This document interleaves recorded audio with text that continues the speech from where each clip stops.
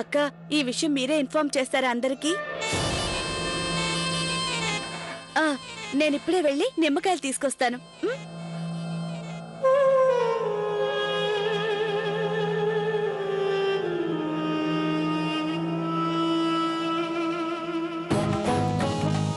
ఈ పిల్లకి పిచ్చి పట్టినట్టుంది.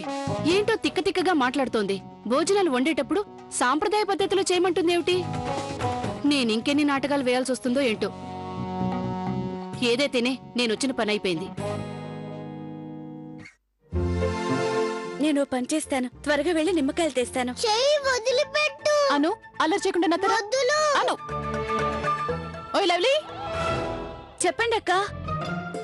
ఓయ్ లవ్లీ, ఓ 2 నిమిషాలు వీడిని చూసుకుంటావా? వీడున్నాడే చాలా అల్లరుడు. నేను బబ్లీ మున్నీలను కూడా తీసుకొస్తాను.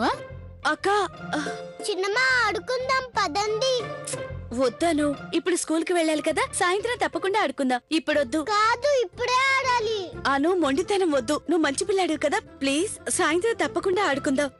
ఆహా, గోరువెచ్చని నీళ్లతో స్నానం చెయ్యాలి. ఇంకా ఇంట్లో వండిన భోజనం కడుపు నిండా తినాలి. కిట్టుబాబు గారు, మీరు ఒక పని చేస్తారా? నాకు చాలా ముఖ్యమైన పనుంది.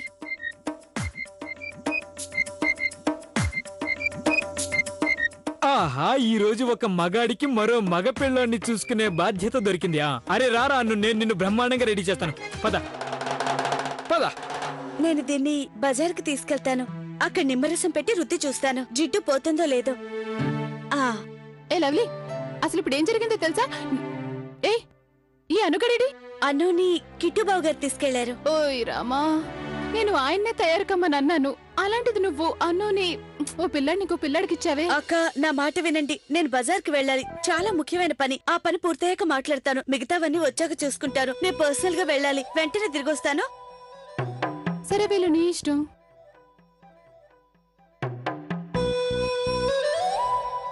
ఈ కిట్టు అన్నయ్య ఉన్నాడే, టూత్ పేస్ట్ ని రోజుకో చోట పెడుతుంటాడు.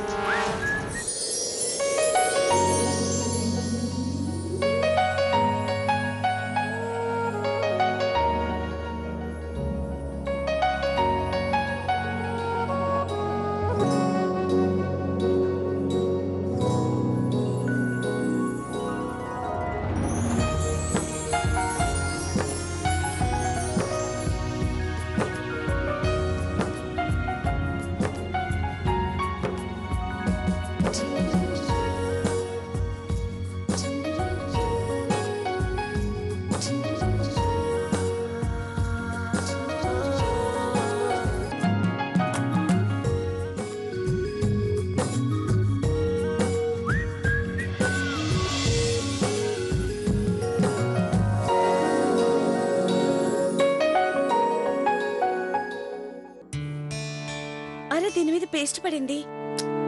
దీన్ని కడిగి తీసుకెళ్ళాలి.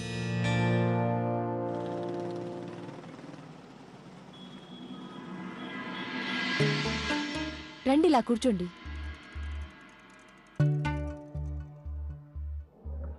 అంటే డాక్టర్, మీరేం సజెస్ట్ చేస్తున్నారు? చూడండి, నేను మిమ్మల్ని పూర్తిగా చెకప్ చేశాను. అందుకే నా సిన్సియర్ అడ్వైజ్ ఏంటంటే ఇప్పుడు మీరు అబార్షన్ చేయించుకోవడం కుదరదు. అలా చేస్తే మీ ప్రాణాలకే ప్రమాదం.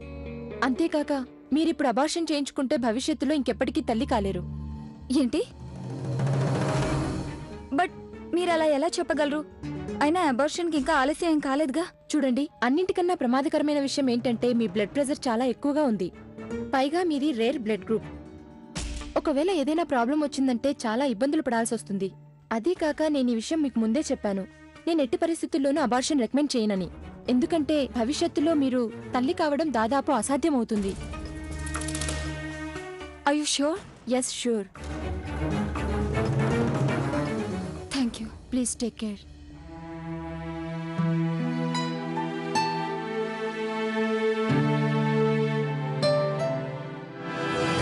Thank you doctor. ఇవి తీసుకోండి. మీరు నా ఫ్యామిలీ విడిపోకుండా కాపాడారు. నో, నేను ఈ పని డబ్బుల కోసం చేయలేదు. కేవలం నేను ఇది మానవత్వంతోనే చేశాను. ఇన్ఫాక్ట్ స్వయంగా నేను అబార్షన్కి అగెనిస్ట్గా ఉంటాను. ఏ స్త్రీ అబార్షన్ చేయించుకుంటానన్నా నేను ఒప్పుకోను. నేను మీకిచ్చే సలహా ఒక్కటే, మీరు ఆవిడ్ని చాలా ప్రేమగా చూసుకోండి. అప్పుడే తన మనసులో తల్లి కాలేదన్న ఫీలింగ్ని పోగొట్టొచ్చు. Sure doctor. ఇక నేను ప్రియాను ప్రతి క్షణం ఆనందంగా సంతోషంగా ఉండేలా చూసుకుంటాను. Do take care. Thank you. మరో ప్రాబ్లం వచ్చింది. ఇలా అయితే నేను ఎప్పుడు మార్కెట్ కి వెళ్ళాలి, ఎప్పుడు నిమ్మకాయలు తీసుకురావాలి, వెండి గిన్నెలు ఎప్పుడు శుభ్రం చేయాలి? అత్తయ్య గారు నా మీద కోపడతారు ఇవి శుభ్రం చేయకపోతే. ఏ లవ్లీ, గౌరక్క డ్రెస్ కోడ్ గురించి చెప్తున్నారు. అరే ఇదేంటి, నువ్వు ఇంకా గిన్నెలు కడగలేదా? అయ్యో, అంటే నువ్వు ఇంకా బజార్కు వెళ్ళనే లేదా? అయ్యయ్యో, ఎప్పుడు బజార్కి వెళ్తావు? నిమ్మకాయలు తెచ్చి ఎప్పుడు శుభ్రం చేస్తావు? నీకు గుర్తుంది కదా, ఈ రాత్రికి భోజనాలందరికీ దీనిలోనే వడ్డించాలి. అక్క చూసారుగా, ఈ గిన్నెలో పేస్ట్ పడిపోయింది. పేస్టును కడిగేసి ఇది తీసుకొని మార్కెట్ కి వెళ్తాను. నేను పైకి వెళ్లి మిరపకాయలు ఎండబెట్టొస్తాను. అరే అక్క, దీని జిడ్డు వదిలిపోయింది. ఏ అవును, ఒక పని చేస్తాను, గిన్నెలన్నిటికీ పేస్టే రాస్తాను. అప్పుడు గిన్నెలన్నీ శుభ్రంగా మెరిచిపోతాయి. ఓయ్ లవ్లీ, ఇది మన నిమ్మకాయల ఐడియా కన్నా బ్రహ్మాండమైన ఐడియాలా ఉంది కదా. అవునక్క, ఇందుకు నేను కార్తీక్ థ్యాంక్స్ చెప్పాలి. తనకెందుకు? ఎందుకంటే తన బ్రష్ మీదున్న పేస్ట్ గిన్నెల మీద పడకపోతే పేస్ట్తో రుద్దితే వెండి గిన్నెలు మెరిసిపోతాయని తెలియదు కదా. నేను వెళ్ళి గిన్నెలన్నిటి మీద పేస్ట్ రాస్తాను.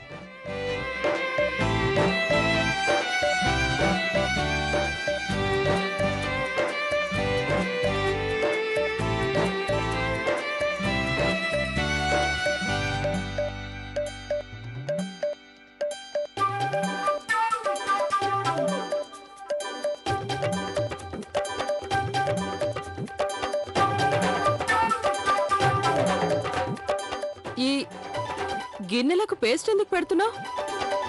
అలా కాకుండా వీటన్నింటికి నిమ్మకాయ రసం పెడితే ఇంకా బాగా మెరుస్తాయి. అత్తయ్య గారు టైం తక్కువగా ఉండడం వల్ల ఈ ఐడియా ఉపయోగించాను, వెండి గిన్నెలన్నీ మెరిసిపోవడానికి. అలాగే నీ ఇష్టం. నీకు నచ్చిన విధంగా నువ్వు వీటిని శుభ్రం చేయాలనుకుంటే చెయ్యి.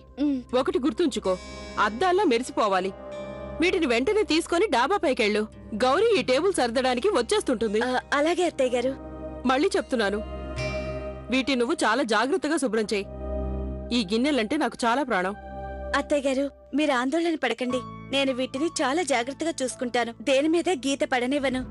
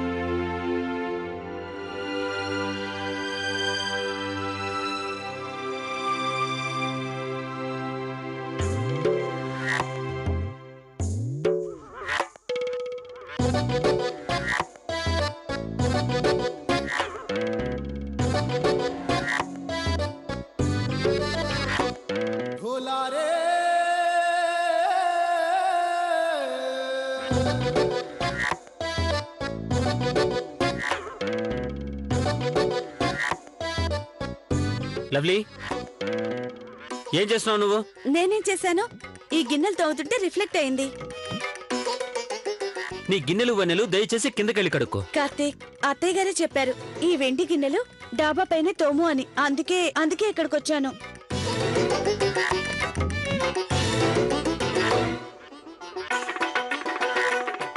కార్తీక్, ఈ రోజు రాత్రి భోజనానికి నువ్వు సాంప్రదాయ డ్రెస్ వేసుకొనిరా. ఈ రోజు మేము ట్రెడిషనల్ రాజస్థానీ వంటలు చేస్తున్నాం, అందుకే డ్రెస్ కోడ్ పెట్టాం. సరేనా? మర్చిపోకు. ఇలాగే కార్తీక్, రాజస్థానీ బట్టలు ఎక్సర్సైజ్ చేస్తే ఎలా ఉంటుంది?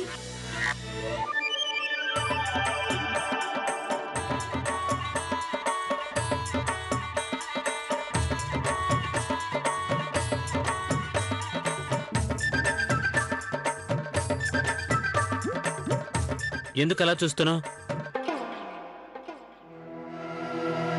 నా కళ్ళు నా ఇష్టం వచ్చినట్టు చూస్తాను. మధ్యలో నీకేమైంది? నీతో మాట్లాడటమే వేస్ట్.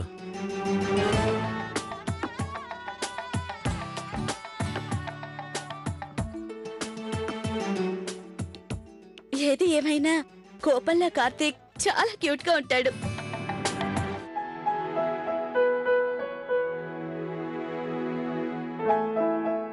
బ్రహ్మాండంగా కడిగావు, అన్ని మెరిసిపోతున్నాయి. శభాష్ లవ్లీ.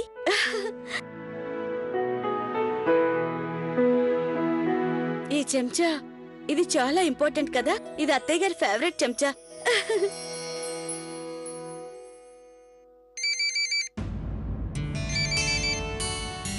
నా ఫోన్ రింగ్ అవుతుంది.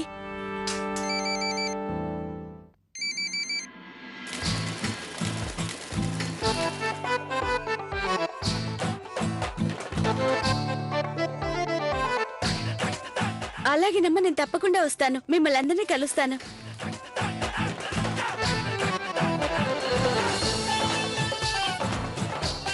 మామ్, నేను మీకు తర్వాత ఫోన్ చేస్తాను. బాయ్.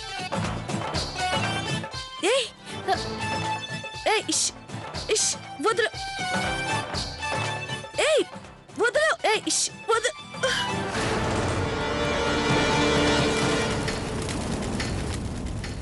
అరే, ఈ చెంచా ఎత్తుకుపోతుంది. అది అత్తయ్య గారి చెంచా.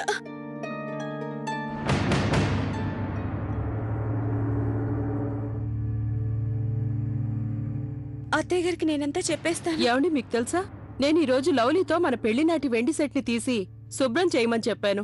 అవునా? నీకు పెళ్లి కానుక ఇచ్చిన పెట్టిదే కదా? అవును. అప్పుడు లవ్లీ ఏమందో చెప్పనా? తనేమందంటే ఇంట్లోని మగాళ్ళంతా పగిడి పెట్టుకోవాలని, ఇక మా ఆడవాళ్లు గాగ్రా చోళి వేసుకొని సాంప్రదాయ పద్ధతిలో అందరికీ భోజనాలు వడ్డిస్తారు అని. అయితే మేము నీకు ఆ చెంచాతోనే తినిపిస్తాము. దీనితోనే నేను మన పెళ్లినాడు నీకు తేనె తినిపించాను.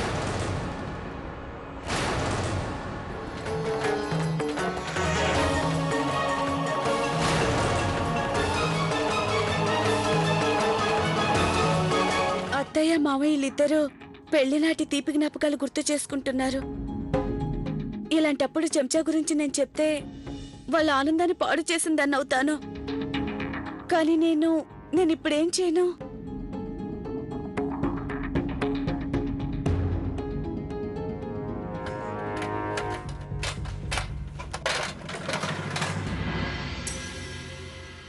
బాలగోపాల, మీరు పైన హాయిగా పాలు వెన్న సేవిస్తూ ఉంటారు, కానీ నేనిక్కడ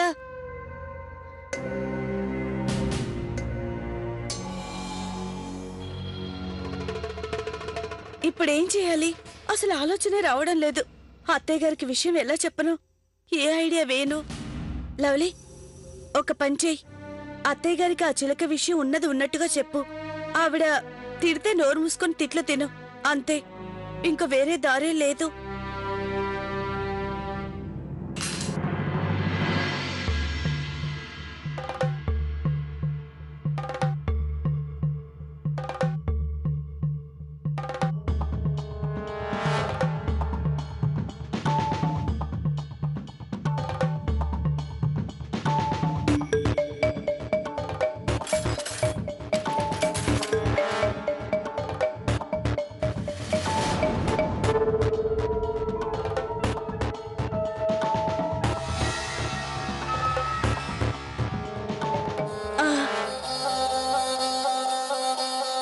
పిల్లల దగ్గర తప్పకుండా ఉండే ఉంటుంది.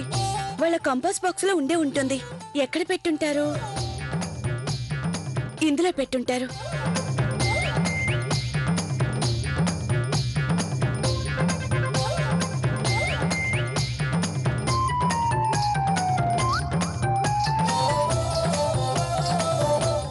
ఇది చెంచా, ఇక ఇది silver spray. Problem solved.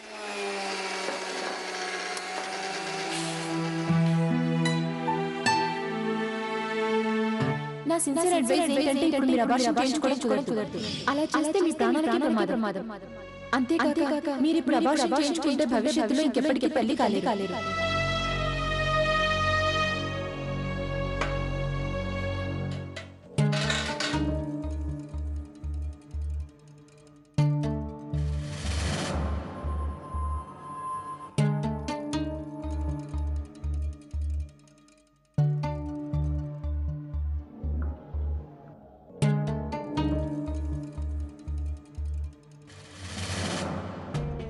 Priya అక్కయ్య ఎందుకు ఏడుస్తుంది?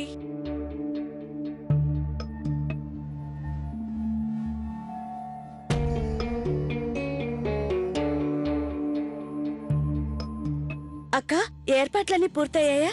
అయింది లవ్లీ గారు, అన్నీ పూర్తయ్యాయి.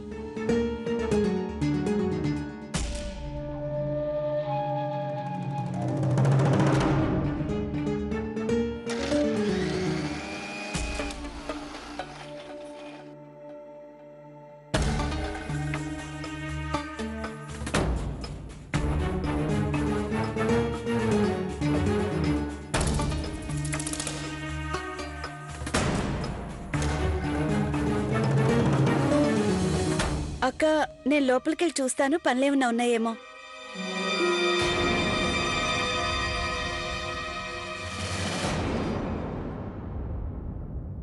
పనులన్నీ అయిపోయాయక్క? ఆ, ఓయ్ హోయ్, దేవుడు సాక్షి లవ్లీ, నువ్వు వెండి గిన్నెల్ని మిలమిలా మెరిసేలా చేసావు. ఇక చూసుకో, ఆ అత్తగారు వాటిని చూసి సంతోషంతో ఉబ్బిపోతారు. అన్నిటికంటే ముఖ్యంగా ఆ వెండి చెంచా.